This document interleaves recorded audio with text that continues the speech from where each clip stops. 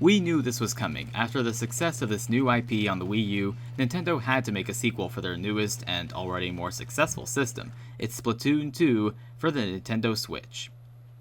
The concept remains the same. It's focused on being on a team and inking more of the stage in your team's color than your rival team does. Still a fun concept that gets expanded in another mode, but unfortunately some of the mistakes from the first game are repeated here too.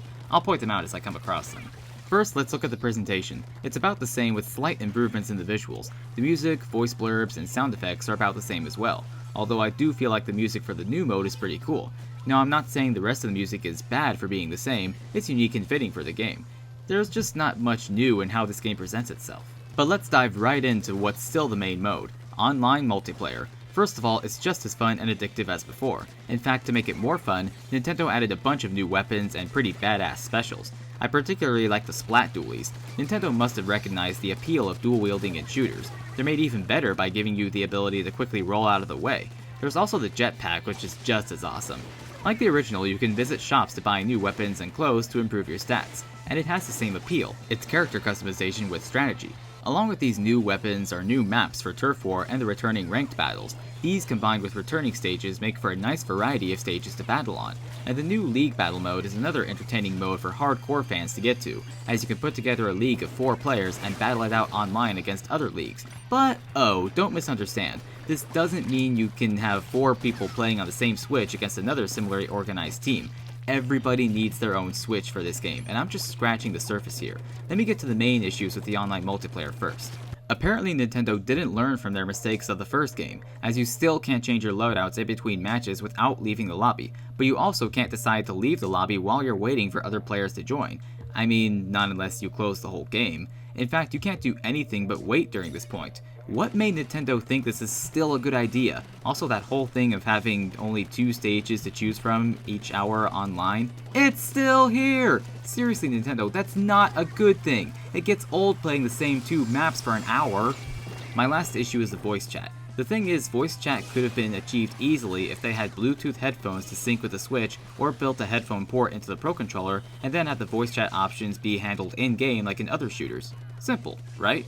Well, apparently Nintendo doesn't see it that way, as you have to get this app for setting up matches and doing voice chat, and it's a pain to use. You have to have your Switch, phone, and headset all connected together like in this picture here. That's more wires than any voice chat should have. Not to mention this means voice chat can cut out if your phone runs out of battery. Seriously, Nintendo, you almost had it perfect with the Wii U. How did you manage to screw up voice chat here?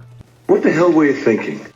This unfortunately shows that Nintendo didn't pay any attention to the easier methods other companies have been using for years. They let Hori make this stupid system for this game's voice chat, and if they're smart and actually listen to the complaints about this, yes, I'm not the only one who hates this, they would ditch this whole thing fast and release some sort of update to the game and Switch software to just make it work with Bluetooth headsets. The Switch has the ability, they just have to actually use it. Needless to say, I don't bother using voice chat when playing this.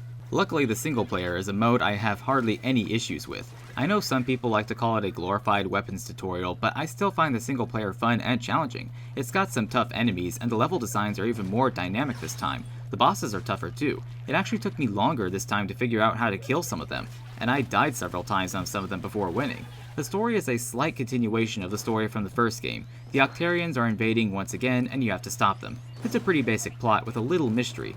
I quickly forgot about it though, as I became too engrossed in all the shooting and cool platforming.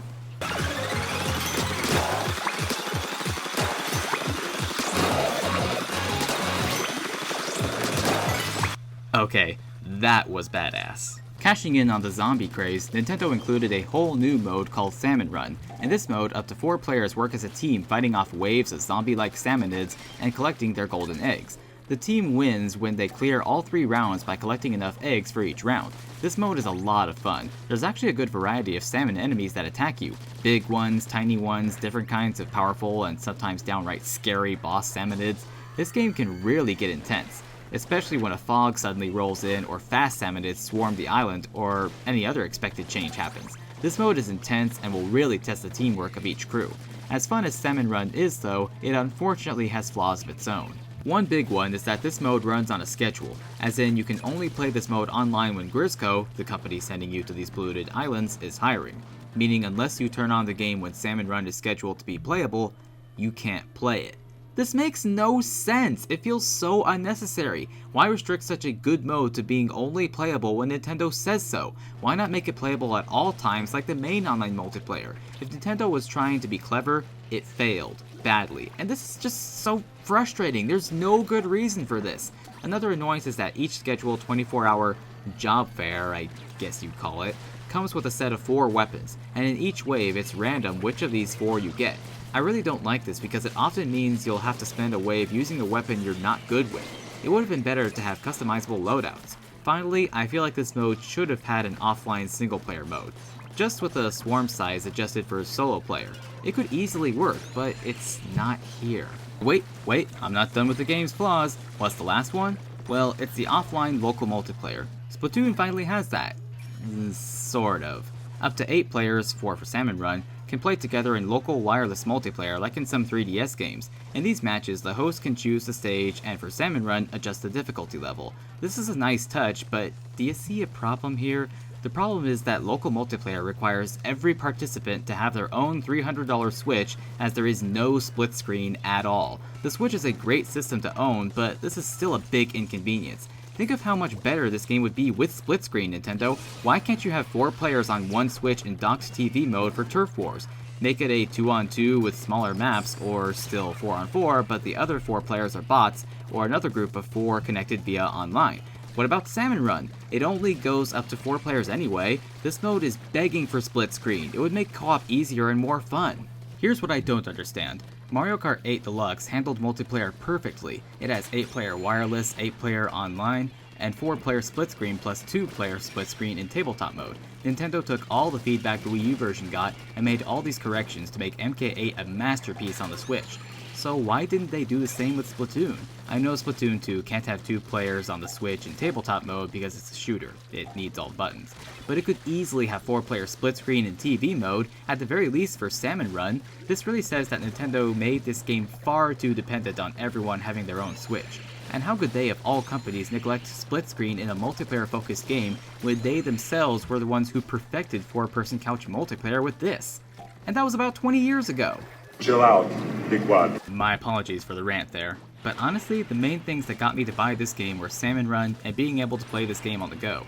Had it not been for those 2 reasons, I would have just rented this game and sent it back like I did with the first game. I mean, it's just really frustrating that Nintendo could have easily fixed a lot of problems this time, but they flat out ignored them and created new problems. For everything I pointed out in this review, I do recommend people purchase it at a discount if possible, or at least rent it to play some Salmon Run. It is still fun and more worth owning than the first game, as it feels like it has more to offer overall, but Nintendo could make this series so much better if they pay attention to the feedback. I know it sounds like I criticize this game a lot. I really don't hate it as much as it may sound. In fact, I do for the most part have fun when playing it, so give it a try and see what you think.